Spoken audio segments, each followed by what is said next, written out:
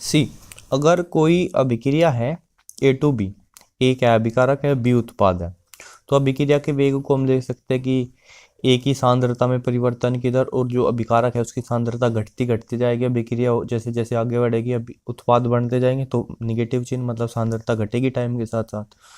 तो वो क्या है, वो है ए की पावर एक्स के अनुक्रमानुपाती है, ठीक है। और जो है के जो है वेग स्थिरांक, तो एक्स अभिक्रिया की कोटि बोलते हैं, मतलब अभिक्रिया की सांद्रता पे जो है निर्भर करेगा अभिक्रिया का वेग। और दूसरी चीज जो के है वेग स्थिरांक, इस पे निर्भर करेगा।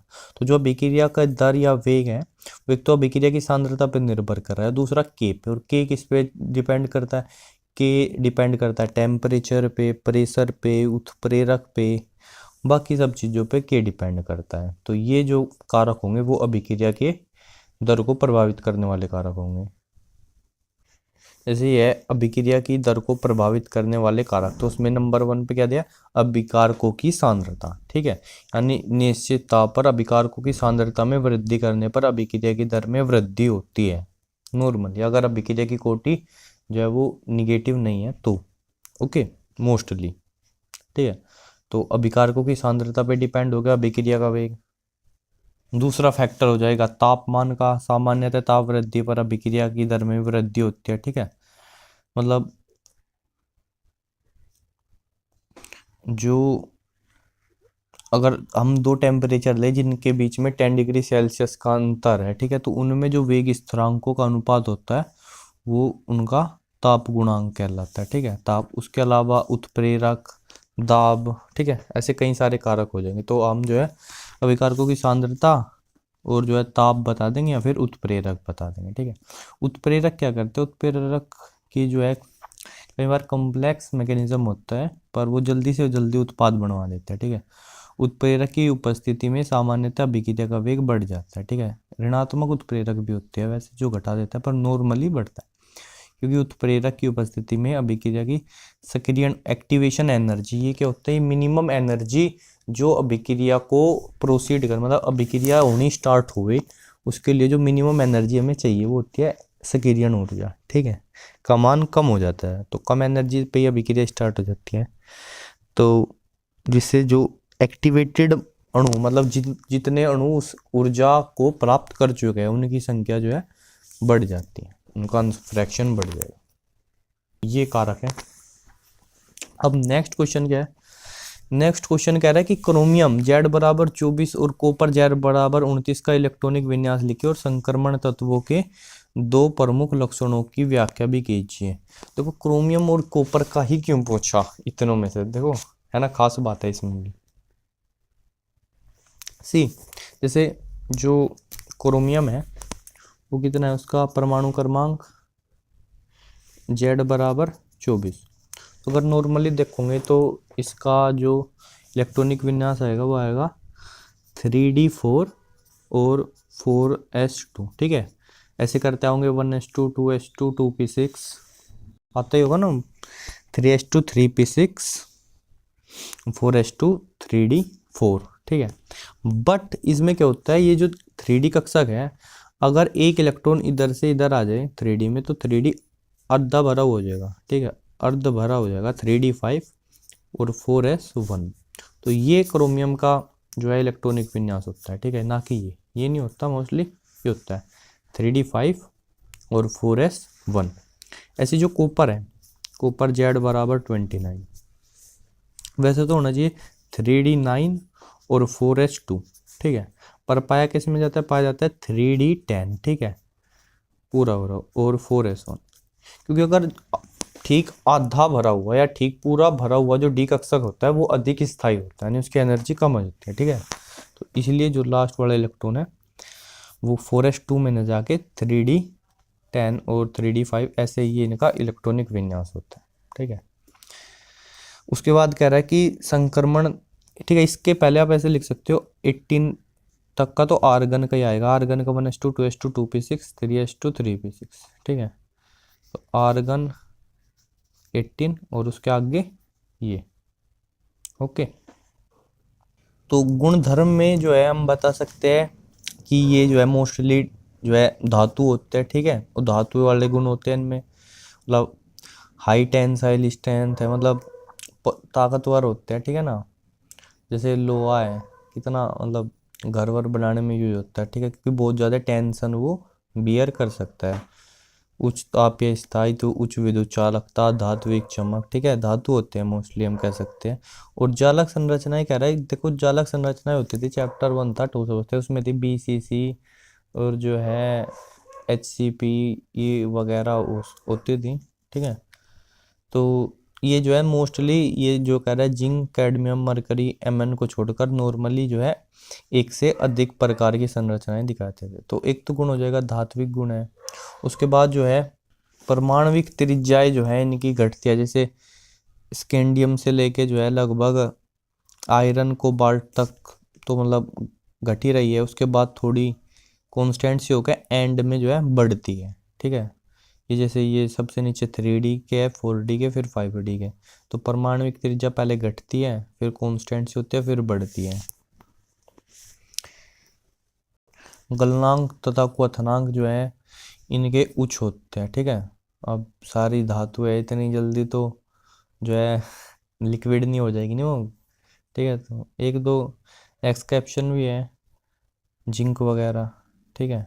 वैसे वो संक्रमण में आते भी नहीं। संक्रमण तत्व में कौन आते हैं, जिनमें जिनका जो D ऑर्बिटल है वो पूर्ण रूप से ना भरा हो, ठीक है, मतलब आंशिक रूप से जो भरा होता है वो संक्रमण तत्व होते हैं। तो जिंक, कैडमियम, मरकरी जो है संक्रमण तत्व नहीं होते, ठीक है, ये आपको याद रखना। डी ब्लॉक के तत्व बट नॉट संक्रमण तत्व। भी गुण है उत्प्रेरक के गुण है, जो है ये जो है बहुत सारे विक्रियाओं में उत्प्रेरक का काम करते हैं, जैसे खासतौर पे आयरन, प्लेटिनम, पैडमियम, निकेल और V2O5, ठीक है, उत्प्रेरक का काम करते हैं ये।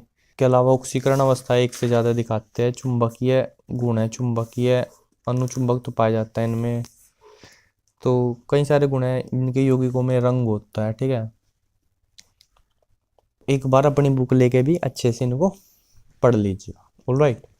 तो अगला कह रहा है कि उपसह संयोजन यौगिकों में क्रिस्टल क्षेत्र सिद्धांत CFT को समझाइए तथा इसकी सीमाओं को लिखिए।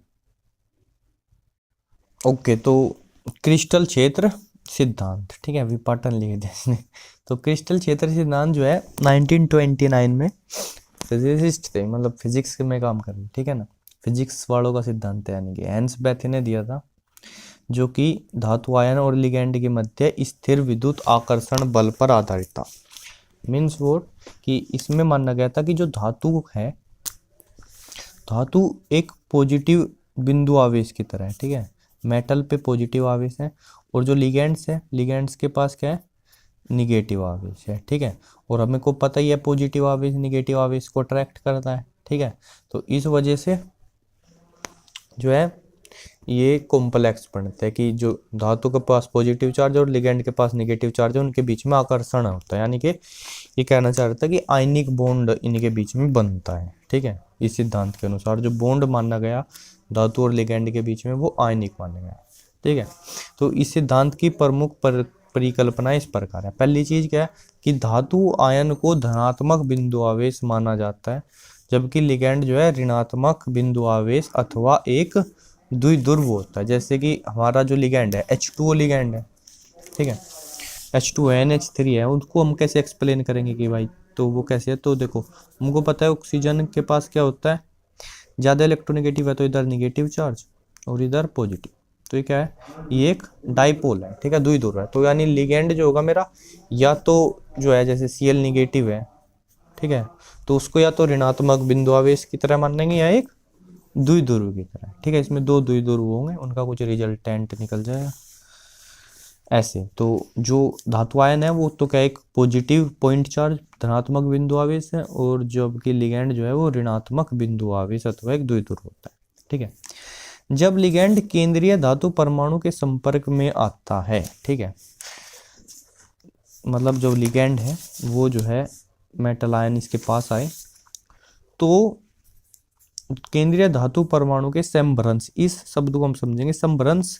ये देखो इसके जो है जब मुक्त अवस्था में धातु आयन होगा तो उसके ये d ऑर्बिटल्स है, 5 d ऑर्बिटल्स होते हैं, dxy dyz dxz dx square minus Y square, ठीक है, ये है dx square minus Y square और डी जेड स्क्वायर। तो ये 5 ऑर्बिटल होता है, ठीक है। तो ये पांचों की एनर्जी जो है सेम होती है, सेम सिमिलर एनर्जी। तो इनको बोलते हैं हम समबरंस, या इंग्लिश में बोलते हैं डी जनरेट, ठीक है। डी जनरेट डी कक्षक है, ठीक है। अब जो हम मानते हैं कि लिगेंड्स इनके पास आ रहे हैं, ठीक है। लिगेंड्स इनके पास, इन्होंने सोचा ओहो बेटा एनर्जी बढ़ेगी, यानी लिगेंड्स पास आएंगे तो उसकी वजह से इनको क्या लगा कि हमारी एनर्जी बढ़ जाएगी। उनका जो है इन डी ऑर्बिटल्स पर रिपल्शन लगेगा लिगेंड्स का, ठीक है। डी ऑर्बिटल्स में क्योंकि इलेक्ट्रॉन होते हैं, उनको लिगेंड निगेटिव चार्ज है तो उसका रिपल्शन लगेगा। बट क्या हुआ कि कुछ ऑर्बिटल्स पे रिपल्शन ज़्यादा लगा, उनकी एनर्जी ज़्यादा बढ़ी, और कुछ पे रिपल्शन कम हुआ, उनकी एनर्जी कम बढ़ी। मतलब जो ऑर्बिटल्स सेम एनर्जी के थे, अब वो अलग अलग एनर्जी लेवल पे क्या हो गए, बट गए, दो समूह में बट गए, जिनको हम एक को बोला हमने T2G और एक को बोला EG, ठीक है। तो T2G का मतलब होता है ट्रिपली डीजेनरेट, मतलब 3 ऐसे जो समबरंस है, मतलब समान एनर्जी के, ठीक है।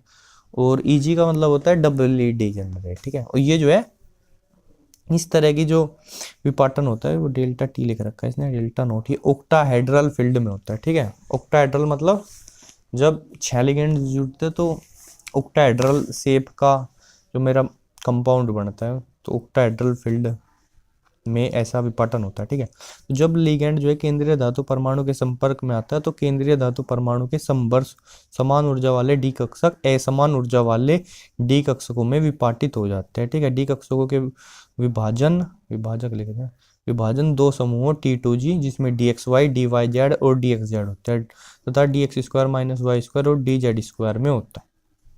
एक्चुअली ऐसा होता क्यों है, देखो जो DXY DYZ और DXZ है वो ऑर्बिटल, जैसे ये एक्स एक्सिस है ये वाई एक्सिस है, तो जो DXY है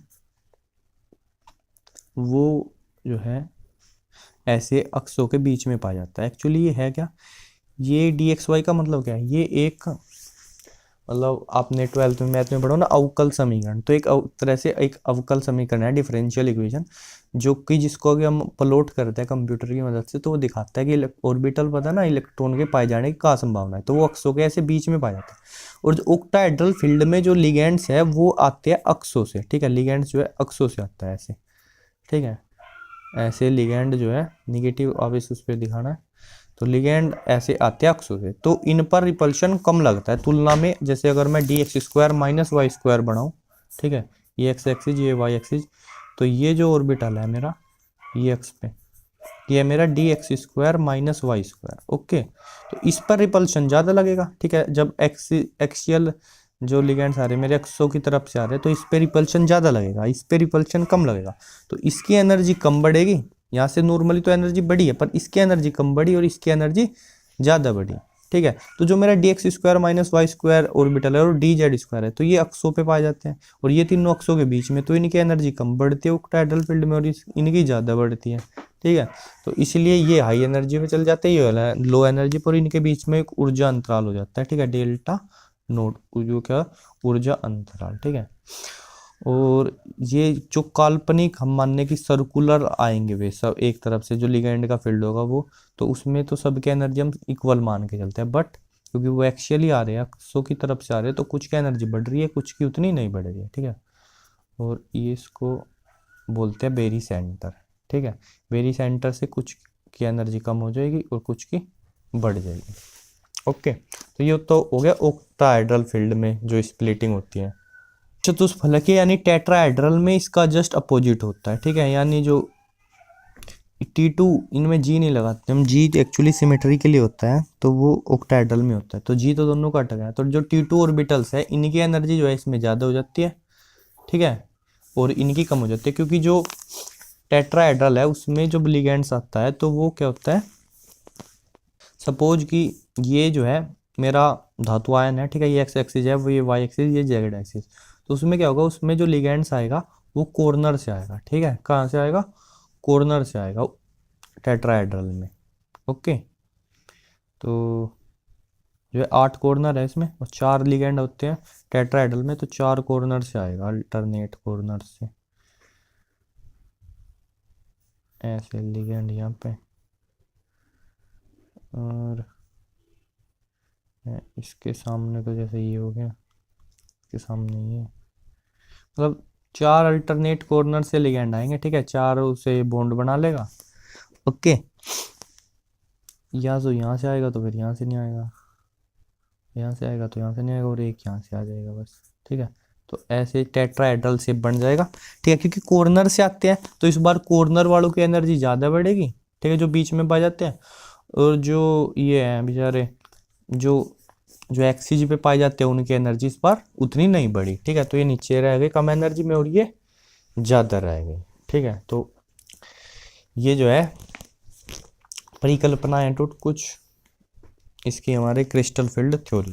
ओके, तो मेन चीज़ क्या है कि डी ऑर्बिटल्स की इसमें स्प्लिटिंग जो है समझाई गई है कि डी ऑर्बिटल्स डिजेनरेट ना रह के उनकी क्या हो जाती है, स्प्लिटिंग हो जाती है। अब हम कलर समझा सकते हैं इजीली कि कलर क्यों है, कि यहाँ से इलेक्ट्रॉन जो है एनर्जी लेके इधर चला जाएगा, ठीक है, तो जब वो दृश्य क्षेत्र में प्रकाश को अवशोषित करेगा उस वजह से कलर आ जाएगा, ठीक है। तो ऐसे कई सारी प्रॉपर्टीज सीएफटी की वजह से हम समझ पाए कलर और चुंबकत्व को, जो वीबीटी नहीं समझा पाई उसको हम समझ पाए।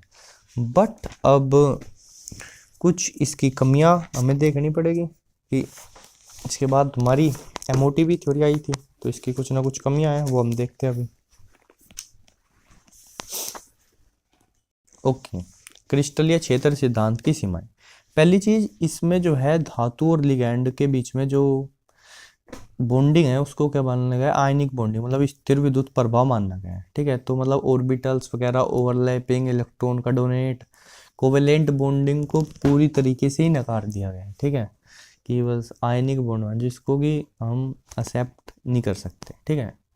दूसरी चीज जो है, इसने केवल डी ऑर्बिटल्स के विपाटन के बारे में बताया, डी ऑर्बिटल्स की स्प्लिटिंग तो हमने देखी है, एस ऑर्बिटल पी ऑर्बिटल पर इन्होंने कोई विचार प्रस्तुत नहीं किया, कि नो कमेंट्स प्लीज। तीसरी चीज जो है कि यह सिद्धांत लिगैंड के बारे में, लिगैंडों के निश्चित विपाटन की व्याख्या करने में असमर्थ है। मतलब ये सिद्धांत हमें ये नहीं बता सकता कि जो Cl निगेटिव है वो एक वीक लिगेंड क्यों है, जो Cn निगेटिव है वो प्रबल लिगेंड क्यों है, या CO जो है कार्बोनिल लिगेंड वो Cl निगेटिव से इतना प्रबल क्यों है, बल्कि उस पर तो चार्ज भी नहीं है, Cl निगेटिव पर तो निगेटिव चार्ज है बिंदु आवेश, तो वो ज़्यादा प्रबल होना चाहिए, तो वो इस बारे में ये सिद्धांत नहीं बता पाता।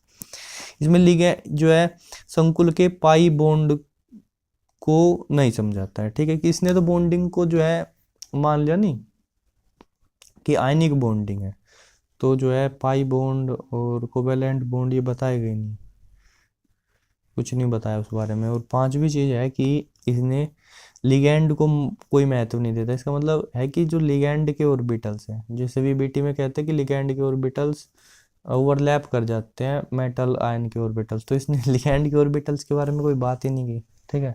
तो ये कुछ इसकी सीमाएं हैं, प्लीज कुप्पे पे इनको नोट कर लीजिए। और आज के वीडियो में जो है हम जो है 5 का घ तक हमारे क्वेश्चन हो चुके हैं, तो यहीं तक करेंगे। नेक्स्ट वीडियो में हम आगे से अपने सेट को जारी रखेंगे। जय श्री राम, जय श्री राम।